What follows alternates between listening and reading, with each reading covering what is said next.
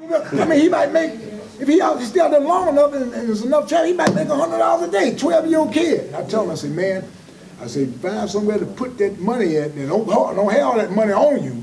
You know, get you a hole over there and make a stash so, you know, God forbid you get robbed, they don't get all your money. But you want to encourage them, you know, to keep doing what they're doing, but you want to let them know, you know, that there's culprits out here that's trying to take whatever it is that you earn. But I mean, but that's a hustle, man. It's a hustle. I'm sorry. Oh, I was just adding on to what brother said over there, or what you guys are talking about. Right. I just want to emphasize this to the younger generation. Do not limit yourself to just one thing.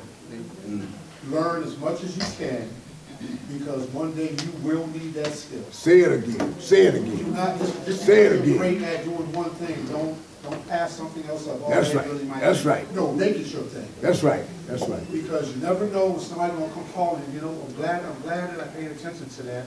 Yes, I can help you. Then you pass something on to that person. And that person might go, yeah, man, thank man, because I didn't know nothing about it. Well, now you know something about it. Good point. Go ahead and pay attention Good to point. what I'm doing, so you can pass that on to the next person. Good point. So never limit yourself to just one thing. All right?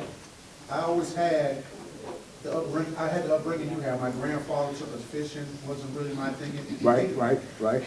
You know, I had an uncle that was a contractor, general in construction. I wanted to work in an office and wear a suit. Right. But guess what I did for a living? Construction. How about that? And you learn how to feed yourself by fishing. Guess what? I got a big appetite, bro. I gotta feed myself. I got a family to feed. You gotta think about that stuff. That's all. One last comment, question. Well, no, this is a question, particularly for you. Being that you say you was in the military, I'm curious, especially during that time, being that there was a heavy anti-military sentiment in the country, and being a Muslim, how did that work? Being that, you know, Islam is a religion of peace, and not to say that you can't serve, but being that during that time, that climate, it was especially even more so anti-military. How did that work, especially when it came to doing business, when you're interacting with people? What was that like during that time, journey, both as a Muslim, but also as a veteran, serving, and as a businessman? And I know that's a lot. That just hit me when you was talking.